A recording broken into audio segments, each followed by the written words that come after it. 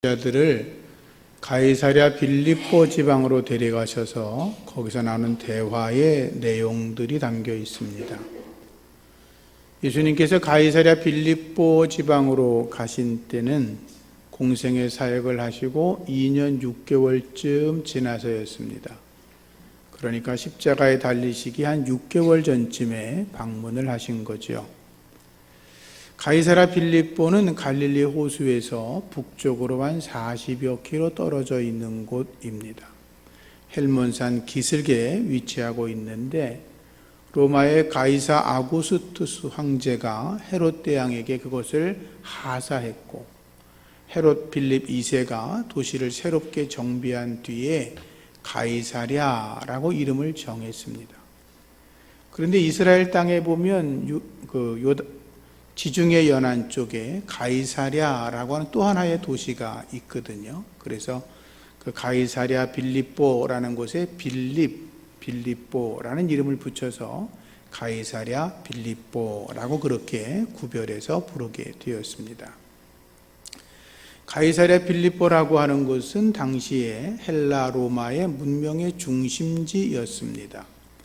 이방 사람들이 많이 살고 있었고 원래 거기 원주민들은 바알 우상을 섬기고 있었고, 그리고 헬라 사람들은 들짐승들 야수의 신인 판이라고 하는 신을 섬기고 있었고, 헤롯 왕이 가이사 아구스토 황제에게 아부하기 위해서 그곳에 황제의 신전을 세우던 곳이었습니다. 그러니까 가이사랴 빌립보라고 하는 것은 흔히 하는 말로 우상들 천지였습니다. 우상 박물관이라고도 하고 우상들 만신전이 있는 곳이라고도 불려졌습니다. 그래서 유대 사람들은 우상들이 있는 곳, 악한 신을 섬기는 곳에 가지 않는 것이 일반적인 관례였기 때문에 예수님께서는 일부러 제자들을 데리고 조용한 곳을 찾으려고 가이사랴 빌립보를 방문하셨던 것입니다. 제자들은 예수님께서 왜 자기들을 그곳으로 데리고 왔는지를 몰랐겠지요. 그러면서 또 거기에 있는 여러 우상들이 세워져 있는 것을 보고 이건 도대체 어떤 신들이야? 그런 생각도 했겠죠. 그런데 예수님께서 갑자기 제자들에게 묻습니다. 사람들이 인자를 누구라고 하더냐라고 물으셨습니다. 인자라고 하는 말은 사람의 아들이란 뜻입니다. 예수님이 사람의 아들로 오시지 않았습니까? 그런데 인자라는 건 단지 그런 뜻만을 가지고 있는 것은 아닙니다. 다니엘서 7장 13절 이하 말씀 보면 다니엘이 환상 중에서 인자 같은 이를 내가 보았다. 그런 기록의 말씀이 있습니다. 인자는 구원하신 메시아 그리스도를 말하는 것입니다. 예수님께서는 자기를 신문하던 대제사장이 네가 그리스도냐? 라고 이렇게 물었는데 예수님은 뭐라고 대답하셨냐면 네 말이 맞다. 내가 바로 그다. 인자가 전능자의 우편에 앉은 것과 하늘 구름을 타고 오는 것을 내가 볼 거다. 이렇게 말씀을 하셨습니다. 인자가 누굽니까? 권능자, 전능자, 하나님 우편에 앉아 계신 하나님 메시아. 마지막 때에 다시 와서 세상을 심판하실 하나님, 그분이 인자라고 하는 것입니다. 예수님은 자신이 바로 그런 자라는 것을 밝히셨던 거죠. 인자이신 예수님을 믿는 자, 그들을 구원하시고 그들을 위해서 십자가에 달리시고 그리고 부활하시고 승천하시고 장차 온 세상을 심판하실 심판의 주 영광의 주님, 그분이 바로 인자인 것입니다. 그래서 예수님은 니고데모에게 말씀하실 때도 하늘에서 내려온 자, 곧 인자 외에는 하늘로 올라간 자가 없다라고 말씀을 하셨던 것입니다. 하늘에서 내려오신 분, 성육신 하신 분, 십자가에 달려 죽으시고 부활 승천하셔서 다시 재림의 주로 오실 그분이 바로 인자인 것입니다. 그래서 예수님께서 제자들이 자기에 대해서 세상 사람들에게 주워들은 소리가 있을 거 아니에요. 그래서 물으신 겁니다. 인자를 뭐라고 이야기들 하더냐라고 하니까 제자들이 주워들은 이야기합니다. 어떤 이는 세례 요한이 죽었다가 살아났다고 합니다. 어떤 분은 구약에서 아주 위대한 선지자이셨던 엘리야 또는 예레미야라고 합니다. 어떤 분들은 선지자 중에 한 분이라고 이야기를 하십니다. 그러나 예수님은 당신이 인자라는 것에 대해서 세상 사람들이 인지하지 못하고 있었고, 또 제자들이 그렇게 이야기했을 때 마음에 전혀 흡족하지 않으셨습니다. 그리고 예수님이 제자들에게 물었습니다. 그러면 너희들은 나를 누구라고 하느냐? 사람들이 남 얘기는 잘합니다. 얘가요 이랬대요. 너는 이렇게 물어보면 움찔하게 되죠. 제자들이 당황하고 있을 때 베드로가 나서서 말합니다. 주님은 그리스도이십니다. 살아계신 하나님의 아들이십니다. 예수님은 베드로의 신앙 고백을 듣고 너무 기뻐하셨습니다. 왜냐하면 베드로의 신앙 고백은 예수님이 바로 인자이십니다. 우리를 구원하실 분입니다. 장차 온 세상을 심판하실 하나님으로 오시는 분입니다라고 고백을 한 것이거든요. 주는 그리스도이십니다. 살아계신 하나님의 아들이십니다라고 하는 그 고백은 우리 기독교의 핵심이고 뼈대이고 없어져서는 안 될 가장 중요한 진리인 것입니다. 그런데 복음서를 읽다 보면 베드로의 그 신앙 고백이 전혀 새로운 것이 아니다는 것을 느끼게 됩니다. 무슨 말이냐면 베드로가 가이사랴 빌립보에서 예수님에게 주님은 그리스도이십니다. 살아계신 하나님의 아들이십니다라는 고백이 처음 있던 것이 아니었단 말입니다. 베드로가 자기 형제 안드레 또 요한 야고보와 함께 세례 요한이 광야에서 하나님의 말씀을 외칠 때 거기를 찾아간 적이 있었습니다. 그때 세례 요한이 예수님을 향하여 뭐라고 말하냐면 세상 죄를 지고 가는 하나님의 어린 양이라고 말을 했습니다. 예수님이 세례받고 물 위에서 올라오시면서 기도하실 때 하늘 문이 열렸고 하늘에서 이는 내 사랑하는 아들이요 내 기뻐하는 자라라는 음성이 들렸습니다. 그리고 베드로가 예수님을 처음 만나기 전에 안드레가 베드로에게 뭐라고 말했냐면 예수님은 메시아, 내가 그를 보았다고 이야기를 했습니다. 그리고 빌립의 전도를 받았던 나다나엘이 예수님을 향하여 뭐라고 말했냐면 당신은 하나님의 아들이십니다. 이스라엘의 임금님이십니다. 라고 말한 적이 있었습니다. 오병이어 사건 이후에 많은 사람들이 주님을 떠나갈 때 예수님이 너희도 가겠느냐? 라고 물을 때 베드로가 영생의 말씀이 여기 계시오니 우리가 누구에게 가겠습니까? 라고 예수님을 영생의 말씀 로고스라고 대답을 했습니다. 그리고 예수님이 가버나움 회당에서 말씀 전할 때 귀신 들린 자를 쫓아내기 전에 귀신이 예수님을 향하여 말합니다. 나사렛 예수여, 우리가 당신과 무슨 상관이 있습니까? 우리를 멸하러 왔습니까? 나는 당신이 누구인지 알고 있습니다. 당신은 하나님의 거룩한 자라고 이야기했을 때 베드로가 그 이야기를 귀담아 들었습니다. 예수님께서 풍랑이는 바다 위를 걸어오셨고 베드로가 같이 걷겠다고 했다가 실패한 뒤에 배 위에 올라오셨을 때 모든 제자들이 배에서 엎드려서 고백합니다. 진실로 하나님의 아들이십니다.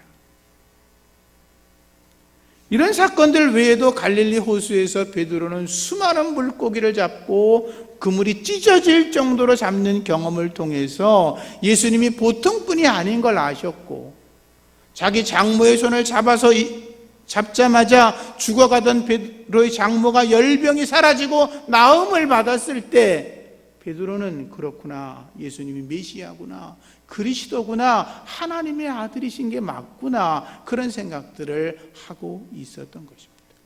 그러다 예수님께서 너희들은 나를 누구라고 하느냐? 라고 물으니까 베드로가 즉각적으로 대답합니다. 주님은 그리스도이십니다. 살아계신 하나님의 아들이십니다. 여러분도 그렇게 고백할 수 있기를 축복합니다. 예수님께서 베드로의 고백을 들으시고 너무 행복하셨어요. 그리고 말씀하세요. 바요나 시몬아, 내가 복이 있도다. 이를 내게 알게 하니는 혈육이 아니라 하늘에 계신 너의 아버지시니라 라고 말씀을 하셨죠. 복이 있다고 하는 말은 하나님께서 축복을 선언하는 것입니다. 복, 마카리오스라는 말은 행복하다, 축복한다 그런 말도 있지만 최고의 축복이란 의미가 있습니다.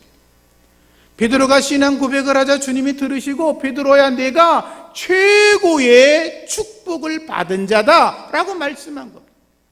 세상에서 내가 부자가 되고 세상에서 높아지고 명예가 있고 권세가 있어서가 아니라 내가 주님은 그리스도이십니다. 살아계신 하나님의 아들이십니다. 그 고백이 바로 너의 인생을 최고의 복된 자로 만들었다 그 말입니다. 그렇게 고백할 수 있기를 축복합니다. 그게 복음인 것입니다. 혈육이 아니요 하늘에 계신 너의 아버지라고 하는 그 말씀은 타락한 인간의 이성으로는, 죄인인 인간의 모습으로는 예수님을 나의 구주라고 고백할 수 없다는 것입니다. 성령이 아니고서는 예수를 나의 구주라고 고백할 수 없습니다. 분명하게 믿으시기 바랍니다. 교회 밖에 나가서 지나가는 사람 붙잡고서 예수님이 당신의 구주이십니다, 예수님이 당신을 죽으셨습니다 그러면 그 중에 어떤 사람이 성령의 감동을 받아서 아멘 할 수 있을런지 모르지만 100명 중에 99명은 자네 미쳤냐고 너나 믿으라고 아마 그럴 겁니다. 성령이 아니고서는 예수를 나의 주님이라고 고백할 수 없다는 거예요. 여러분들이 예수님을 나의 주로 고백할 수 있다면 여러분들은 이미 성령의 은혜로 구원받은 백성인 줄로 믿습니다.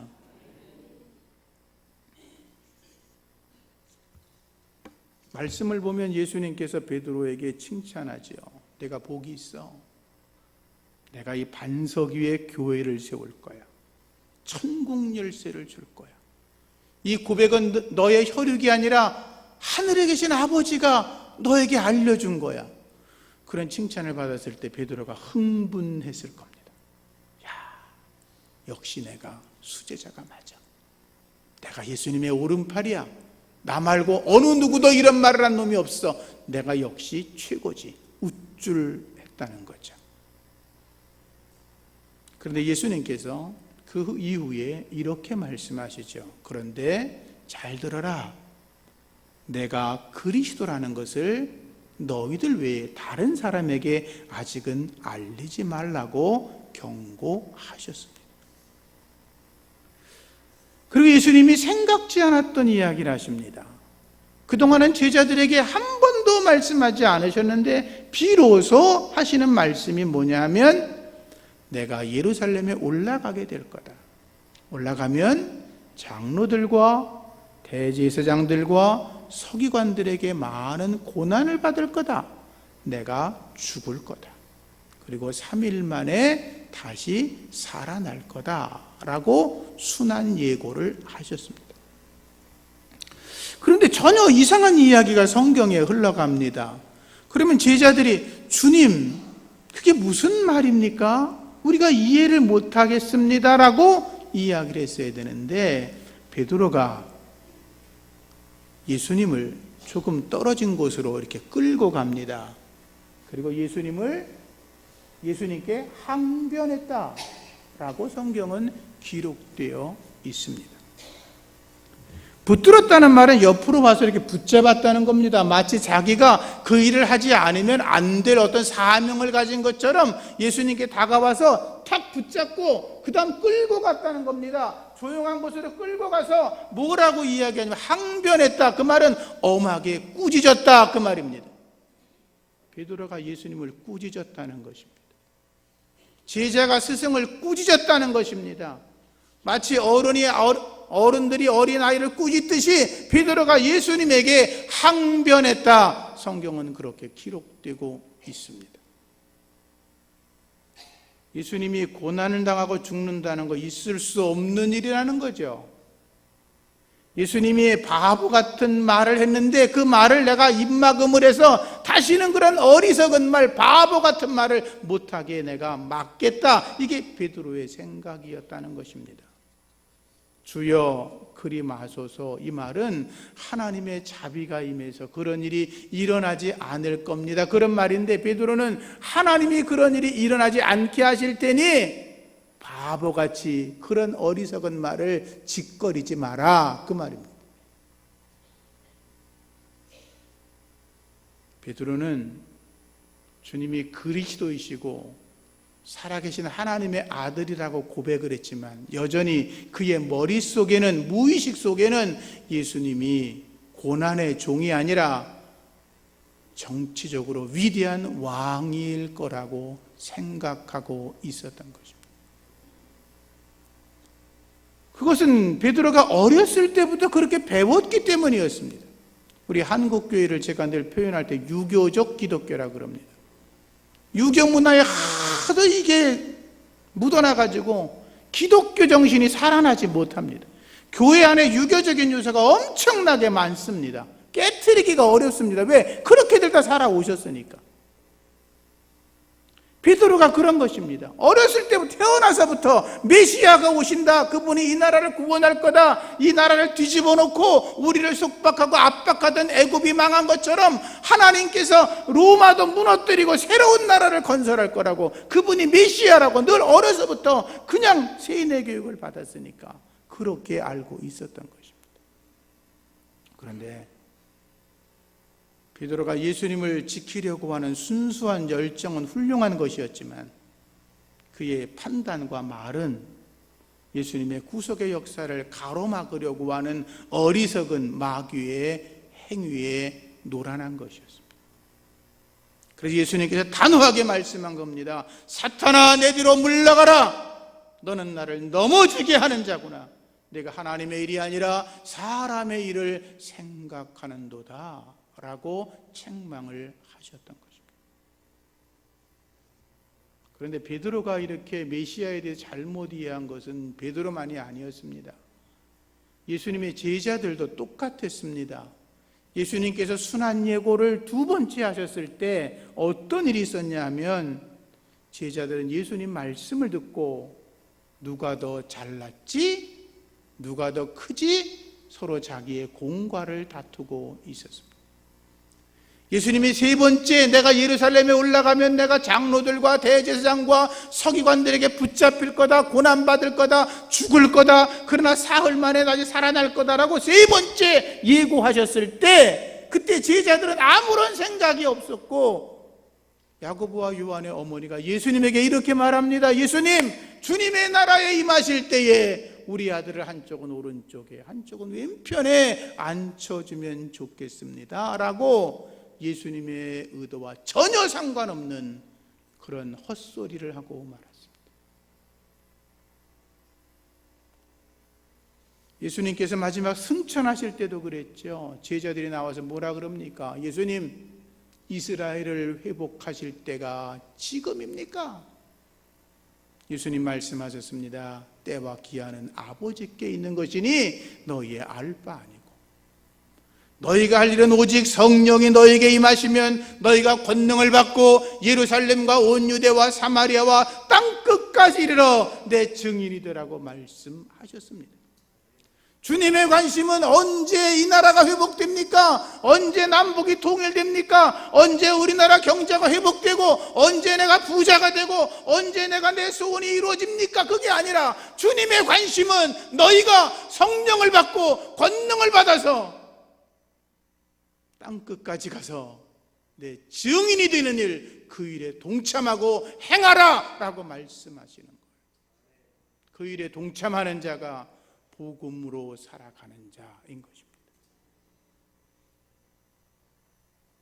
우리들도 마찬가지입니다.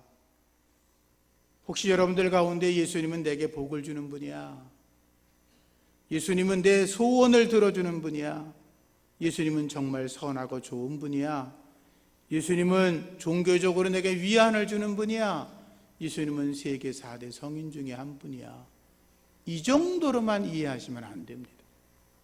물론 그런 것들이 다 틀린 건 아니지만 그것은 아주 저급한 것입니다. 예수님에 대해서 이해할 때 예수님은 나의 죄를 용서하신 분입니다. 그분은 나의 죄 때문에 채찍에 맞으시고 고난당하시고 십자가 달려 죽으시고 그리고 무덤에 묻히시고 사흘 만에 부활하셨고 승천하셨고 다시 오실 메시아로 오셔서 나를 영원한 하나님의 나라로 들림받게 하시고 그 나라에서 영원토록 살게 하시는 하나님의 아들 메시아 그리스도라고 고백하는 자가 참된 믿음의 사람인 것입니다. 그렇게 믿으시면 아멘. 그렇습니다. 베드로가 예수님에게 헛된 말을 한 것은 이렇게 생각한 거죠. 부활을 안 믿었기 때문이죠. 부활을 알았다면 주님의 죽는다는 말이 무섭지 않았을 겁니다. 죽어도 사니까. 근데 베드로는 이렇게 생각한 거죠. 예수님이 죽어요? 죽으면 끝장이지 무슨 부활이 있어. 죽으면 끝장이면, 예수님이 죽어 끝장이면 우리가 주님을 따라온다는 것이 아무런 소용이 없고 보상받을 길이 없으니까 그건 있을 수 없다는 거죠. 죽으면 안 된다는 거죠. 예수님이 고난의 종인 걸 몰랐다는 거야. 그것은 베드로와 똑같은, 가룟 유다와 똑같은 짓을 한 거예요. 가룟 유다가 예수님을 이해하지 못했죠. 은 30에 팔아넘겼죠. 왜? 자기 생각에 안 맞으니까. 베드로의 한 행동은 가룟 유다와 조금도 다르지 않습니다. 그런데 감사한 것은 예수님께서 베드로의 앞날의 가능성을 보시고 베드로에게는 말씀하십니다. 사탄아 물러가라 책망하며 그를 고치시는데, 가룟 유다에게는 그럽니다. 너희들 가운데 하나는 마귀니라. 나중에 뭐라고 말씀하시는지 아세요? 가룟 유다에게 내 하는 일을 속히 하라 라고 말씀하십니다. 사탄의 굴레에서 벗어나시기를 축복합니다. 베드로는 자기 도취에 빠져 있었던 것입니다. 12제자 가운데 자기가 최고고 나이도 제일 많고, 그리고 자기보다 나이가 어린 예수를 자기가 가르치거나 훈계하면 더 좋은 길로 갈 거라고 생각을 했던 것입니다. 그것을 착각이라 그러는 거예요. 여러분, 믿음 생활하다가 착각하지 마시기를 부탁합니다. 하나님의 말씀을 자기 생각으로 판단하면 안 됩니다. 주님의 말씀을 자기 머리로 계산하면 안 됩니다. 하나님의 말씀은 판단하는 게 아닙니다. 하나님의 말씀은 내가 읽고 분석하고 쪼개고 이것은 맞는 것 같고 이것은 안 맞는 것 같고 그렇게 하는 게 아닙니다. 하나님의 말씀은 성령의 은혜로 깨닫고 믿고 따르는 것입니다. 하나님의 말씀은 성령의 은혜로 깨닫고 믿고 따르는 거란 말이에요. 하나님 말씀이 이러쿵저러쿵 따지는 게 아니에요. 말씀을 말씀대로 믿는 자가 하나님의 능력으로 살아갈 줄로 믿습니다.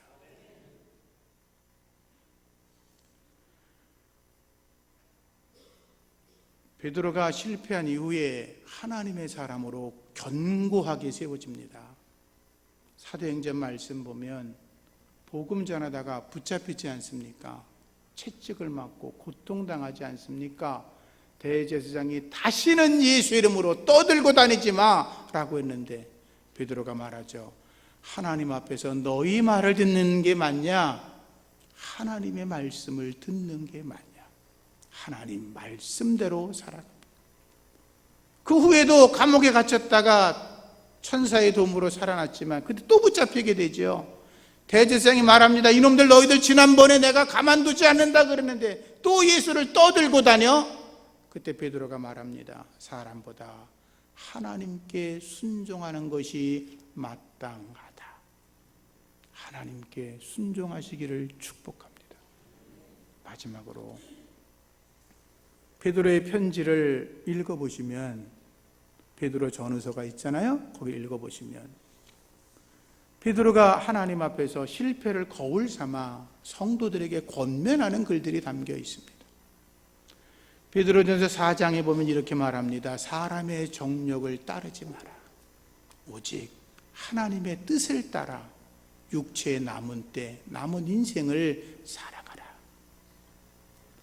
베드로전서 5장에 보면 그럽니다. 자기가 너무 잘난 척을 많이 하고 살았으니까 너희들 겸손함으로 허리를 동여라.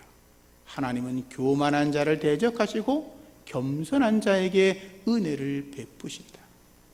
그러므로 하나님의 능하신 손 안에서 겸손하게 살아가면 하나님이 때가 되면 너희를 높여주실 거다라고 말씀합니다.